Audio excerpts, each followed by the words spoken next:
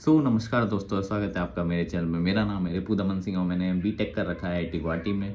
ठीक है, और मैं पास आउट हो चुका हूँ। मैंने 2 बार जेईई दे रखा है, दैट इज़ 2017 में और 2018 में, और दोनों समय क्रैक करा है। ठीक है, इस वीडियो में आपको बताएंगे कैसे अपन मोर स्कोर कर सकते हैं केमिस्ट्री में, जो मेरे हिसाब से वन ऑफ द ईजिएस्ट है और सबसे ज़्यादा स्कोरिंग सब्जेक्ट होता है। कैसे इसको पूरा तरीके से कवर करना है बचे कुछ दिनों में, क्या रिसोर्सेज कैसे प्लान करना है। ठीक है, और ये one of the strongest subject था मेरा। मैंने आराम से 79 स्कोर कर रखा है। मीन्स में मतलब लगभग क्या बोल सकते हैं कि 99 परसेंटाइल प्लस आए हैं मेरे। ठीक है, बल उस समय परसेंटाइल नहीं आते तो मैं बता नहीं सकता कितना एग्जैक्ट परसेंटाइल आया, बट इतना पता है कि मेरा सिर्फ केमिस्ट्री में इतने थे ही कट ऑफ क्लियर हो गया था जनरल का। ठीक है, तो आप देख ही सकते हैं कितना बढ़िया रहा। ठीक है, तो अब बात करते हैं कि जेईई एडवांस पिछले वाले के ट्रेंड के हिसाब से चलते हैं। पहले तो पिछले साल का अगर आप डेटा देखोगे तो आपको पता चलेगा जो एवरेज स्कोर सब स्टूडेंट्स ने करा है वो 15 मार्क्स के अराउंड है, जो कि बहुत ही मतलब मैं तो कहूँगा कि बहुत ही बकवास स्कोर है या डिसअपॉइंटिंग है। 15 मार्क्स एवरेज भाई केमिस्ट्री में, समझ रहे हो? 3 क्वेश्चन ही सही, मतलब 3 या 4 सही हो रहे हैं आपके,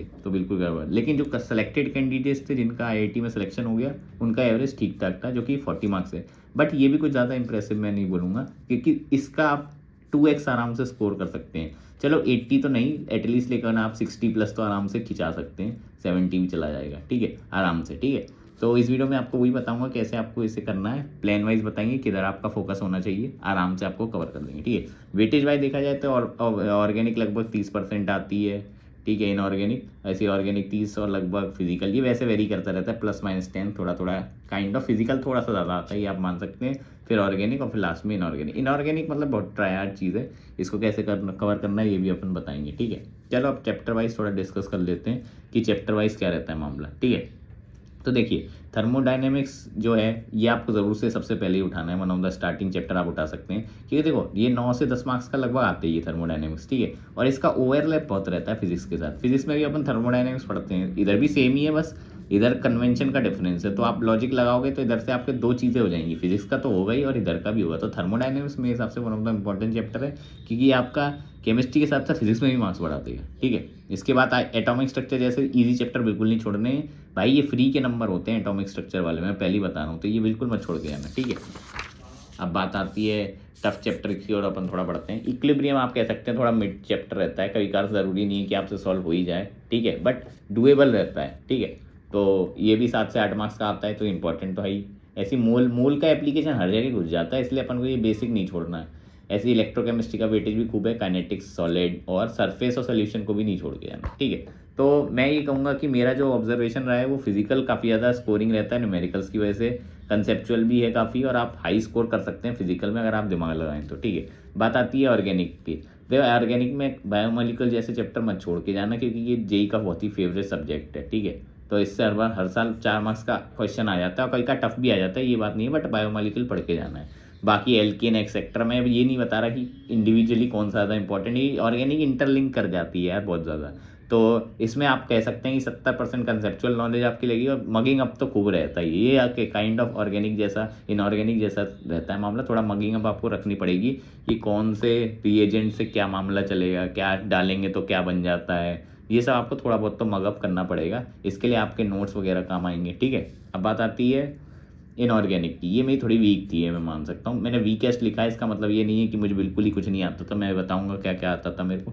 इसमें मोस्टली आपको मगिंग अप की ज़रूरत पड़ेगी 80% टाइम। ठीक है, केमिकल बॉन्डिंग डुएबल रहती है इनऑर्गेनिक में, और कोऑर्डिनेशन, ये दोनों को छोड़ के बाकी सब पूरा रट्टा है, बिल्कुल घोर रट्टा है मतलब। ठीक है, तो केमिकल बॉन्डिंग और ये कोऑर्डिनेशन तो इंपॉर्टेंट है कि 12 मार्क्स और 6, ये दोनों मिला के 18 मार्क्स के आ जाते हैं। अब आप सोच सकते हैं कितने ज़्यादा इंपॉर्टेंट चैप्टर है।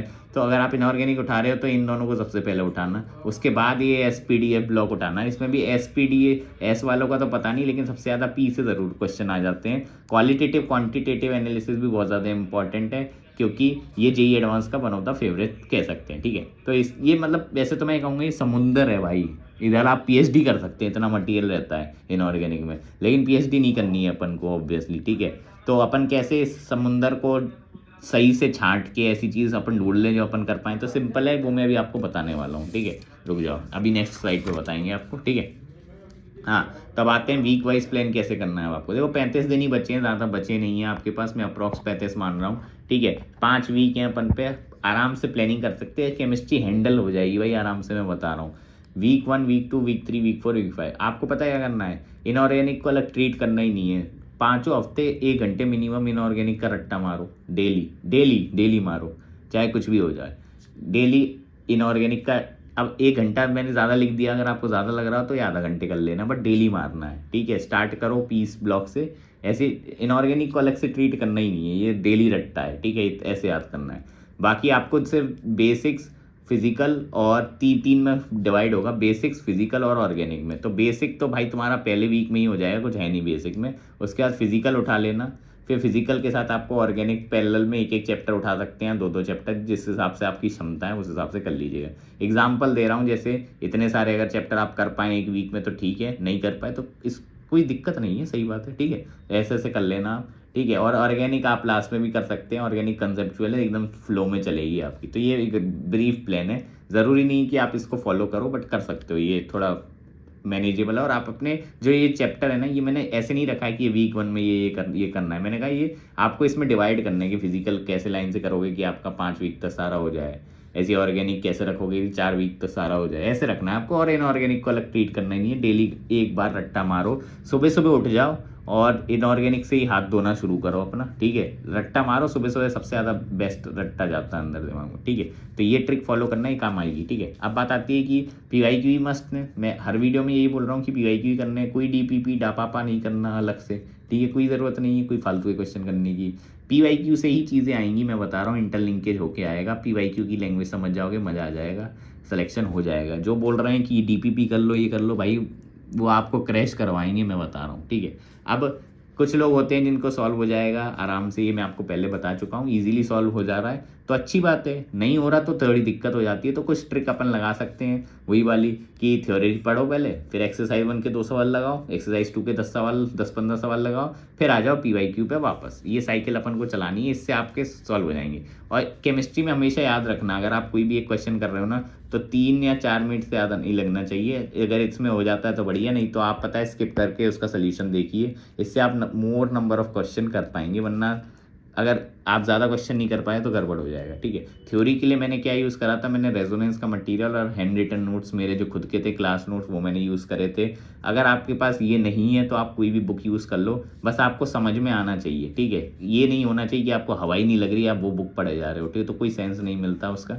सिंगेज केमिस्ट्री की इतनी कुछ खास भी नहीं है, तो मैं सिंगेज को तो नहीं रेफर करूँगा। मैंने रेजोनेंस का मटीरियल ज़रूर ले लिया था, क्योंकि इसमें देखो रेजोनेंस का मटीरियल थोड़ा लाइट रहता है, ये आप मान लो ना, ईजी भी है और इससे कॉन्फिडेंस थोड़ा बढ़ जाता है, ये मैं कहूँगा, ठीक है। और इसकी थ्योरी ठीक है रेजोनेंस वगैरह की, इसलिए मैंने इसे प्रेफर करा था। और हैंड रिटन नोट्स मेरे खुद के थी क्लास के, नहीं तो आप कोई भी अपनी बुक यूज़ कर लो जो आपको सही से समझा दे, ये इंपॉर्टेंट है, ठीक है। ये आप कर सकते हैं, ठीक है। अब बात आती है कि केमिस्ट्री को यार हल्के में मत लेना, क्योंकि यही आपका रैंक बूस्टर है, ठीक है। इसको हमेशा फर्स्ट अटैम्प्ट कर, मतलब पहले अटैम्प्ट तीनों पेपर में से इसको ही दिया करो, क्योंकि इसमें कम टाइम लगता है, एक्यूरेसी ज़्यादा होता है, स्कोरिंग हमेशा ज़्यादा होती है। अवॉइड करना सिली मिस्टेक, ये मैं इसलिए बता रहा हूँ क्योंकि मैं सिली मिस्टेक करके आया था, मैंने एक ही जगह 2A मार्क कर दिया था पेपर के अंदर। तो ऐसी सिली मिस्टेक अवॉइड करना, बाकी पेपर केमिस्ट्री का डुएबल ही आएगा और आप आसानी से ज़्यादा स्कोर कर सकते हैं। इसमें कोई बड़े हलवा, मतलब इतनी बड़ी कोई तोप वाली चीज़ नहीं है, ठीक है। तो इनऑर्गेनिक के लिए मैंने बता दिया, आपको डेली 1 घंटा या आधा घंटे लगाना है रट्टा 5 हफ्ते के लिए। मैं बता रहा हूँ एकदम दिल से याद हो जाएगा। रिवीजन के लिए आप क्या करोगे, जो आधा घंटे आपने मंडे से फ्राइडे रट्टा है ना, सैटरडे संडे को एक बार उसका रिवीजन कर लेना, फिर नेक्स्ट वीक के हिसाब से ऐसे चलना। मैं बता रहा हूँ ऐसे ही रट्टेगा ना और इनऑर्गेनिक की मज़ा आ जाएगा आपको। और बेसिक, फिजिकल और ऑर्गेनिक को आपको 5 अपने हफ्ते में हिसाब से बांट के, अपने हिसाब से कि मैं ये आज ये चैप्टर करूँगा, ये करूँगा, ठीक है। केमिस्ट्री को आप सबसे कम टाइम दे सकते हो, सबसे ज़्यादा स्कोर कर सकते हैं इस ट्रिक से, ठीक है। बाकी अपना टाइम आप फोकस कर सकते हैं मैथ और फिजिक्स पे अगर चाहें तो, लेकिन केमिस्ट्री को गिव अप मत कर देना। क्या पता केमिस्ट्री को गिव अप कर दिया तो JEE और IIT की सीट से गिव अप करना पड़े। तो आज की वीडियो में यही था। Thanks for watching. मिलते हैं आपको नेक्स्ट वीडियो में। Bye bye.